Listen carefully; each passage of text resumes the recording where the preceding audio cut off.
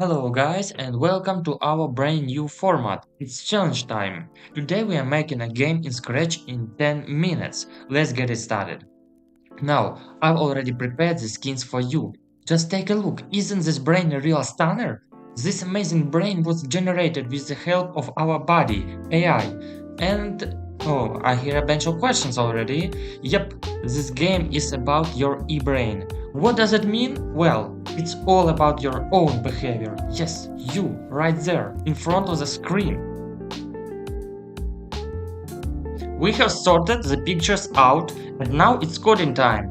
First, we drop in our default skins and set the size.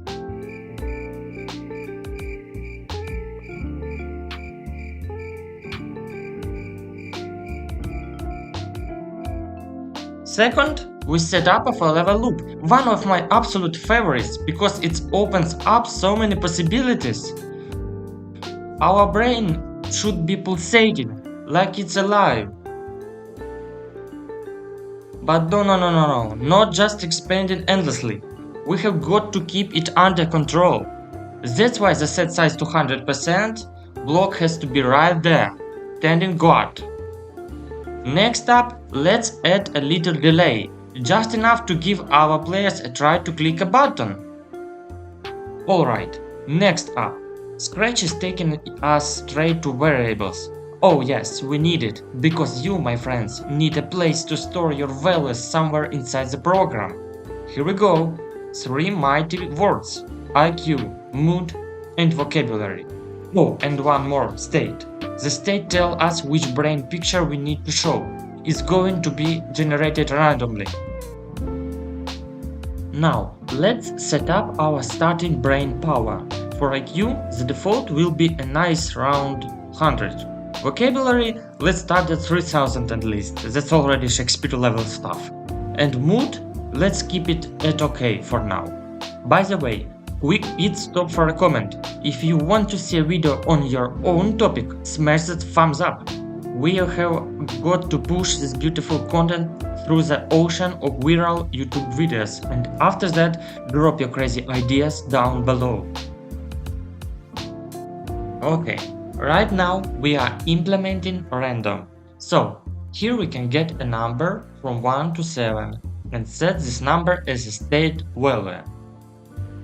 Obviously, after that we take this value and set it in the switch to custom block, just like that. Amazing! Our e-brain is pulsating and changing its state. Just take a look how wonderful it looks. See? Easy. Actually, there are still no buttons. It's not an interactive game yet. Fortunately, we have enough time to fix it. Okay, let's go and try this blue button. No, it's so rounded. We can take this. Let's change it to something better. This one should be deleted immediately. Here we go, a long gray button. A little bit later we can easily change color, so take it easy. Okay, now it's time to prepare a whole bunch of gray buttons. We are placing them here and here and here. In general, we have 6 completely identical buttons right here. I just tuned the music up cause it's time to set up positions for our buttons. It's the boring part, so let's just speed it up and see what we get.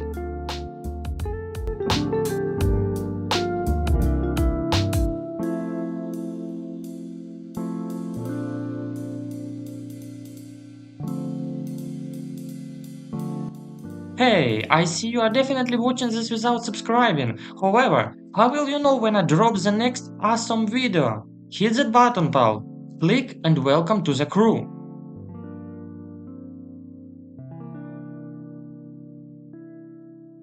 Time to paint our buttons in colors depending on those we can see on parts of our e-brain. By the way, if you haven't heard it before, these gray and white cells are used to show that an image has a transparent background. It looks like a chessboard, but for pictures. So when you download a picture and see the cells, it means the picture has a transparent background. That's how it works.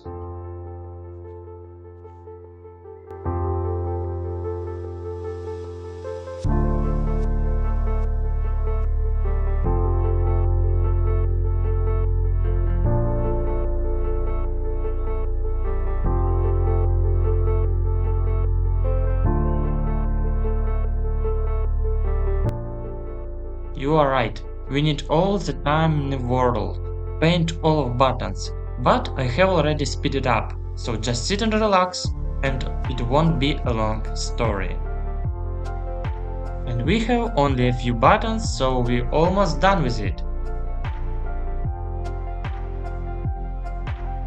Next step, text. Just type in a single word on each button, and boom, there you go. These are little tips for the player, showing what to click when our brain starts asking for things.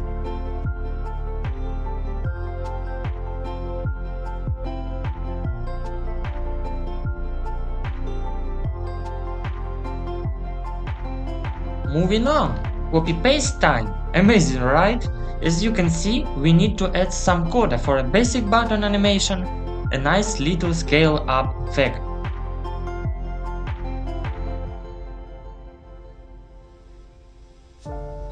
The logic remains as simple as possible, just slightly decreasing, and then raising the size of the button.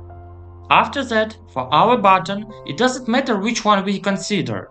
We look for the brain image with that color, and then figure out how our e-brain changes after every single action.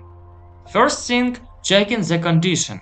If the current state means, for instance, 4, then our brain wants a cup of tea, and we can see it in the picture in the top right corner. After that, we set up two things.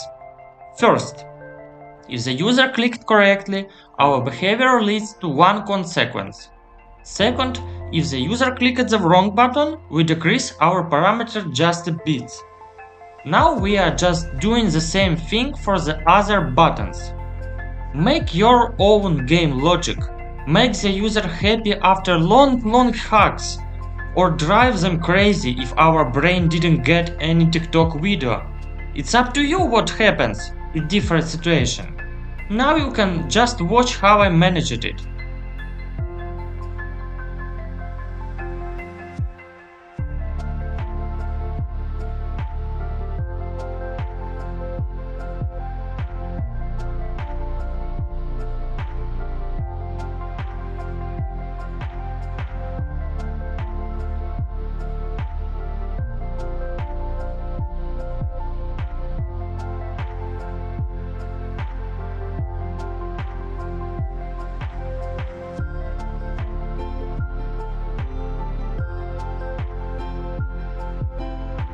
Here you can see we take a rest if our brain is overheating, and in that case after little relax, our IQ increases and mood becomes better.